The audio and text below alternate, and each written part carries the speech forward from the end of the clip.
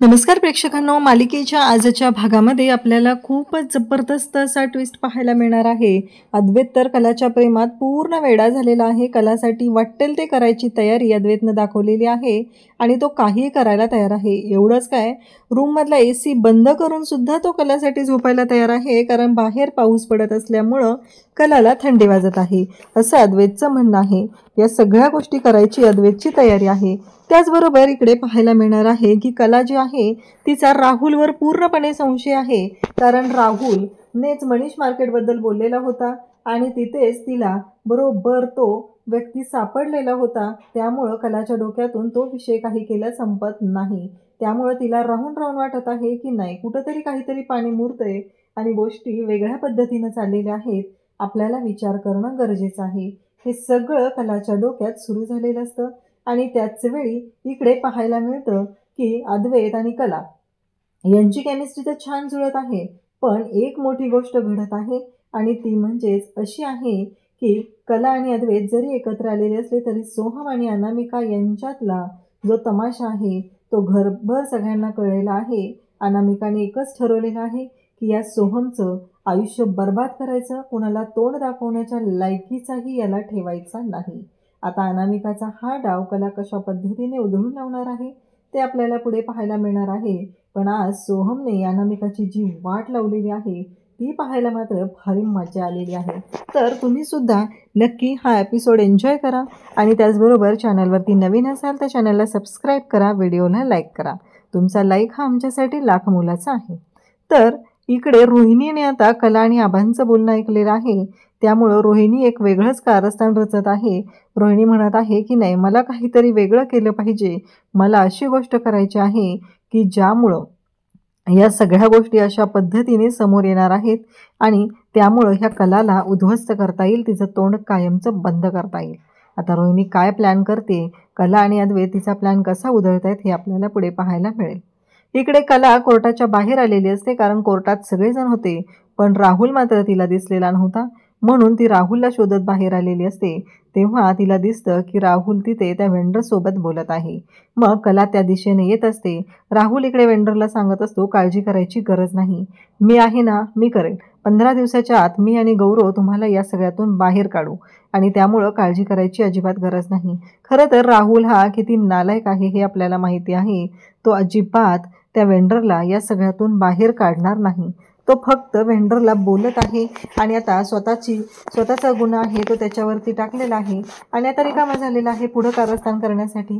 राहुल हा पूर्णपणे त्या वेंडरला फसवत आहे आणि इकडे कलाला मात्र ही गोष्ट दिसलेली असते आणि त्यामुळंच कला जी आहे ती पुढे पुढे येत असते आणि कला येत असते. पण तिथे आल्यावर जेव्हा उभा असलेल्या व्यक्तीला ती पाहते तर तिला पाठीमागून तो वेंडर दिसला होता, पण तिथे गेल्यावर जेव्हा पाहते तेव्हा ते वेगळंच कोणीतरी असतं.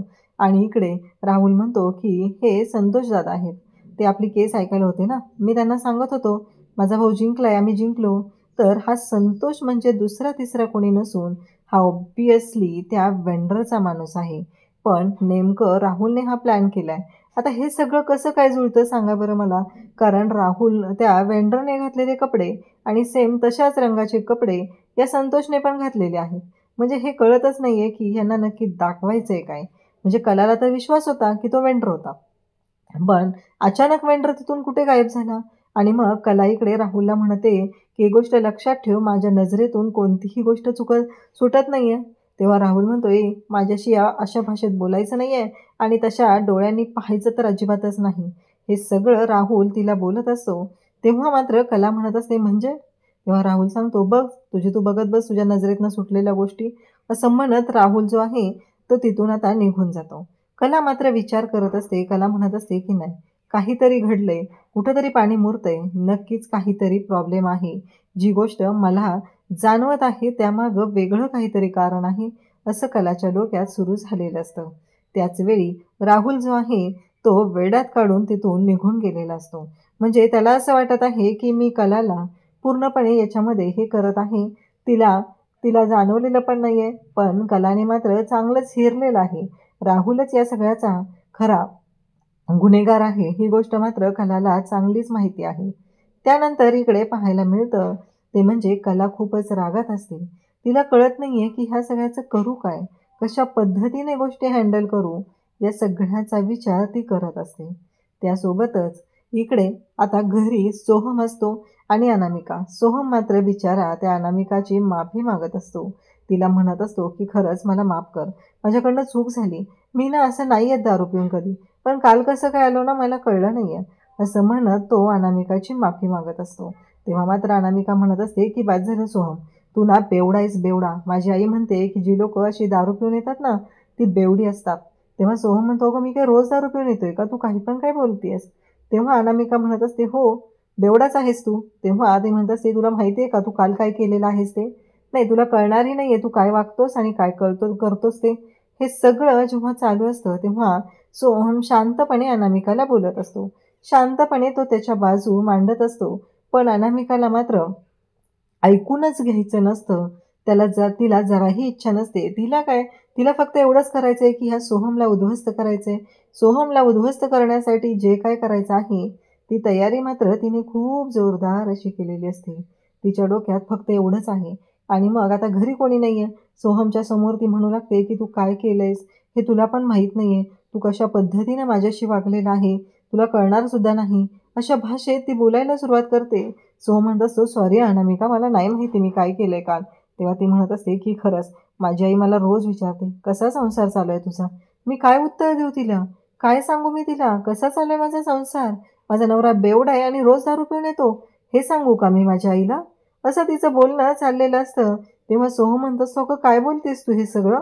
तेव्हा ती म्हणत असते, जे खरं आहे ना तेच तर मी बोलत आहे ना, खोटं कुठं काय बोलते मी, तू बेवडाच आहेस ना, म्हणून तर हे सगळं बोलत आहे मी. असं तिचं वागणं चाललेलं असतं. तेव्हा सोहम म्हणत असतो की बास. तेव्हा ती म्हणते की तुला घरात काडीची किंमत नाही आहे आणि तू काय माणसांची किंमत राखणार आहेस. असं म्हटल्यानंतर सोहमचा राग अनावर होतो आणि सोहमची चिडचिड वाढत चाललेली असते. त्याच वेळी आता तिथे कोर्टातून हे सगळेजण घरी यायला निघालेले असतात आणि पाहतात तर काय, सगळ्यांना धक्का बसतो. हे सगळं काय घडतंय आणि त्यांच्या घरी घडतंय या गोष्टीचं मात्र सगळ्यांनाच नवल वाटलेलं असतं. सगळेजण म्हणत असतात की नाही काहीतरी वेगळं झालेलं आहे. सोहम आणि अनामिका यांच्यामध्ये वादावादी सुरू झालेली असते. सोहम अनामिकाच्या अंगावर गेलेला असतो. तो म्हणत असतो की नाही हे पूर्णपणे चुकीचं आहे. कारण अनामिकाला तो म्हणत असतो, बाद झालं, ऐकून घेतोय म्हणून तू काहीही बोलशील आणि मी ऐकून घेईल असं होणार नाही. एक गोष्ट कायमस्वरूपी लक्षात ठेवायची आहे, तू जे काय करत आहेस ना ते पूर्णपणे चुकीचं आहे हे लक्षात राहू दे. कारण तुला वाटत असेल की तू जे काय वागतेस ते अगदी बरोबर आहे किंवा तुझ्या प्रत्येक गोष्टी तुझ्या म्हणण्याप्रमाणे झाल्या पाहिजेत, तर नाही, ते अजिबात होणार नाही. एवढी गोष्ट कायमस्वरूपी लक्षात ठेवायची. अनामिका म्हणत असते, बास रे, काय करणार आहेस तू, मला मारणार आहेस, मार मार, मारून दाखव सर, मारून दाखव. असं म्हणत ती सोहमला ज्या पद्धतीने वागत असते सोहमशी, त्यामुळं तिची मात्र वाट लागत असते. तेवढ्यात सगळेजण तिथं आलेले असतात, सोहमला शांत करत असतात. पण सोहम मात्र शांतच होत नसतो. त्याचा राग अनावर झालेला असतो. त्याला खूप वाईट वाटत असतं. कारण अनामिका ज्या पद्धतीने त्याच्याशी बोलत आहे त्यामुळं तो खूप पॅनिक झालेला असतो आणि तो म्हणत असतो, बाद झाला तुझं, खूप ऐकून घेतोय मी, ऐकून घेतोय म्हणून तू वाटेल ते बोलशील तर ते सहन करणार नाही. आणि सोहमने अनामिकाचा हात पकडलेला असतो.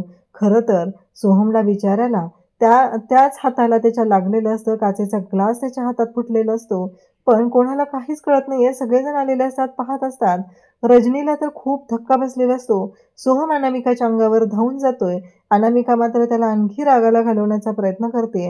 हे सगळं जे घडत असतं ते मात्र भयानक अशा पद्धतीनं चाललेलं असतं. आणि त्यासोबतच इकडे ज्या गोष्टी घडत असतात त्या मात्र खूप विचित्र अशा चाललेल्या असतात. त्यासोबतच इकडे जे घडतंय ते पाहून मात्र सगळ्यांना घरातल्यांना धक्का बसत असतो. अनामिका मात्र तिथे असलेल्या त्या भिंतीवरती स्वतःचं डोकं आपटून घेत असते आणि ती दाखवत असते की मी खरंच खूप चांगल्या पद्धतीने हे सगळं करण्याचा प्रयत्न करत आहे, पण हे जे काही घडत आहे ते मात्र मला कळतच नाही. असं तिचं बोलणं वागणं चाललेलं असतं. घरातले सगळेजण पाहत असतात.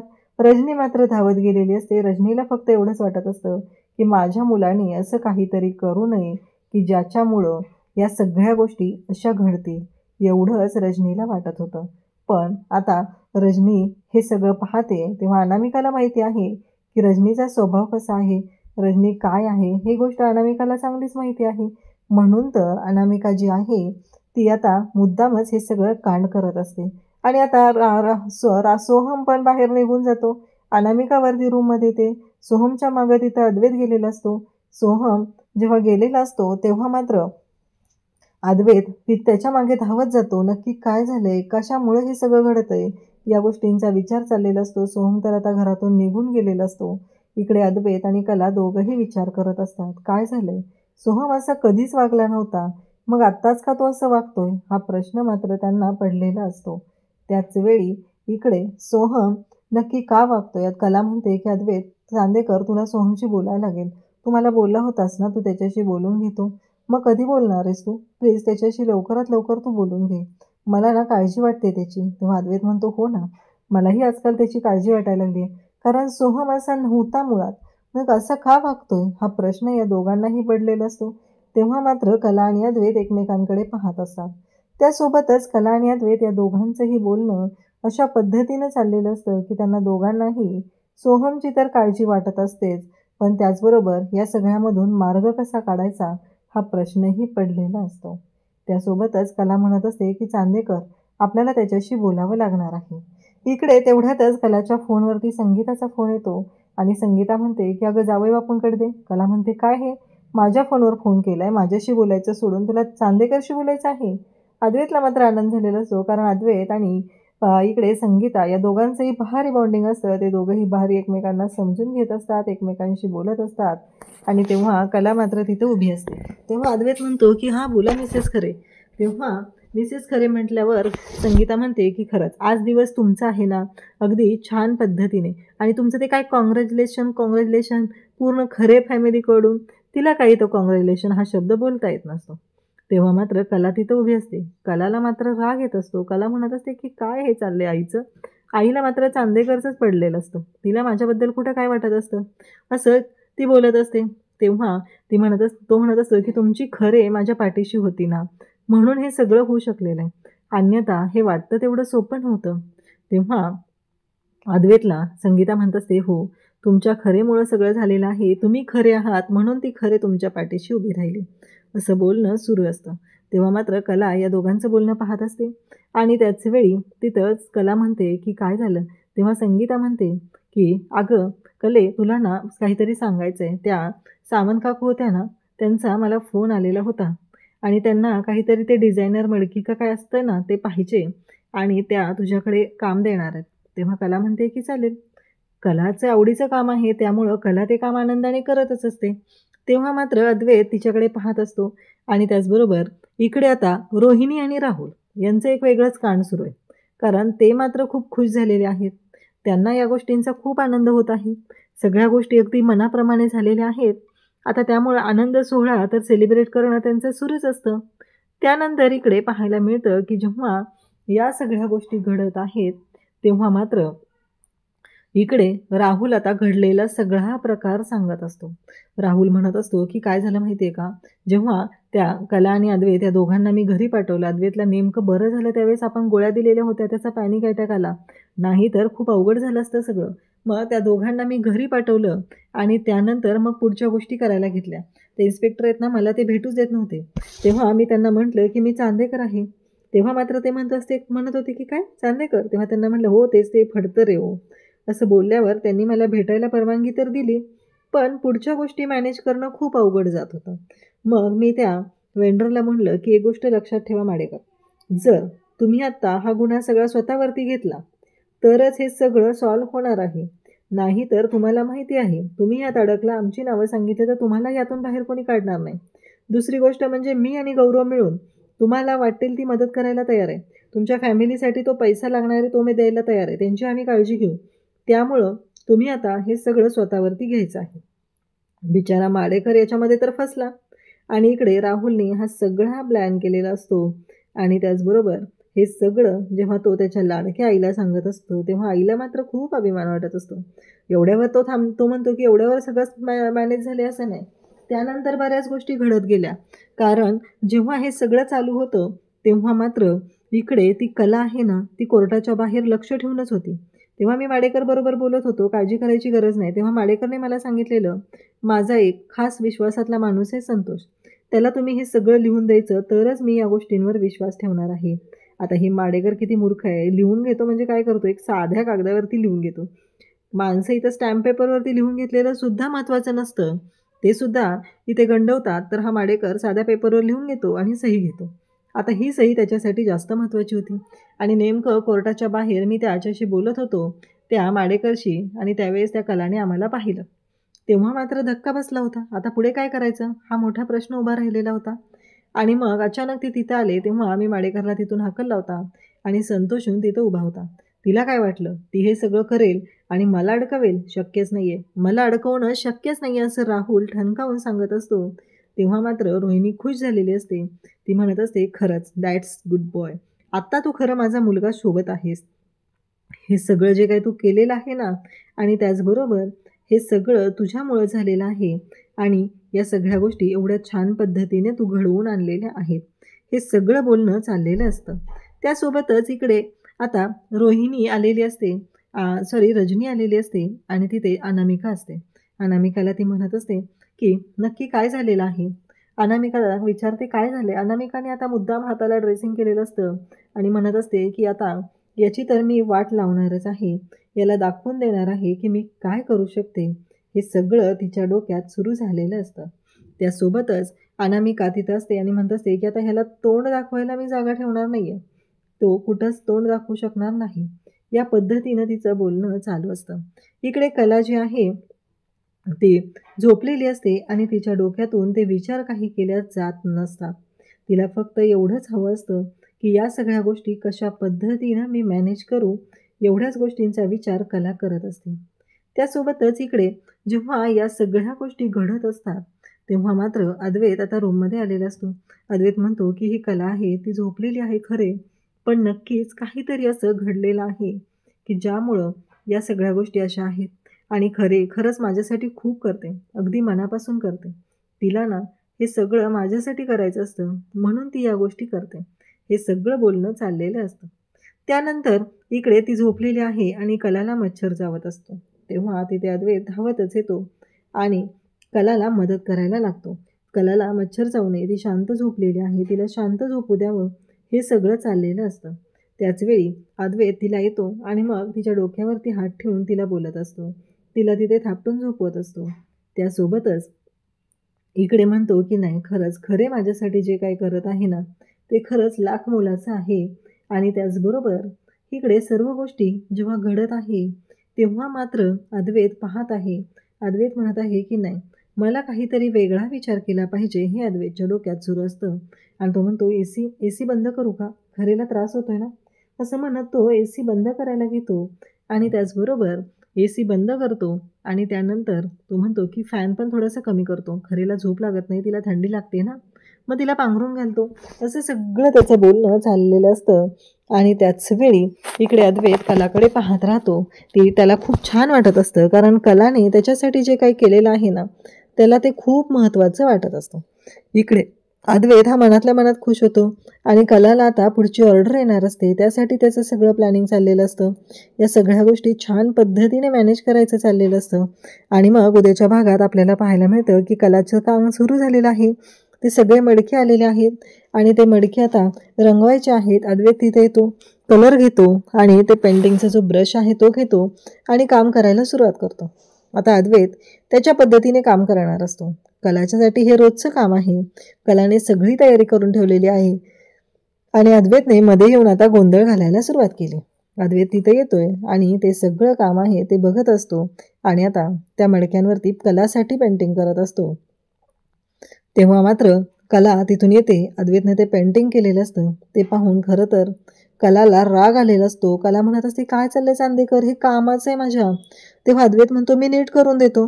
असं म्हणत अद्वैतने ते जे मडकं आहे ते उचललेलं आहे, तुला सगळी मडकी नीट करून देतो असं म्हणत अद्वैत ती मडकी उचलतो आणि त्या क्षणी त्याच्या हातून ते मडकं खाली पडतं आणि ते फुटतं. कला मात्र जोरात किंचाळते.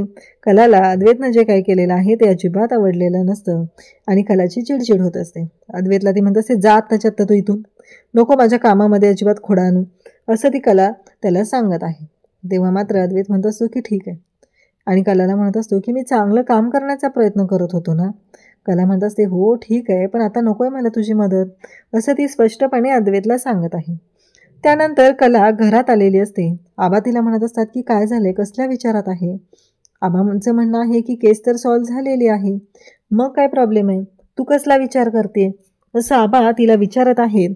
तेव्हा मात्र कला म्हणत आहे की नाही आबा, काहीतरी वेगळं आहे. म्हणजे आपल्याला दाखवलं जाते एक आणि प्रत्यक्षात वेगळं आहे.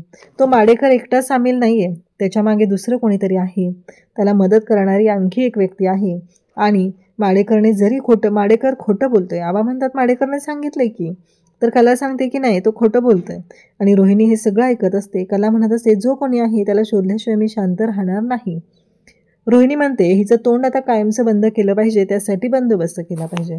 रोहिणी आता काय राडा करणार आहे हे आपल्याला पुढे पाहायला मिळणार आहे. थँक्यू.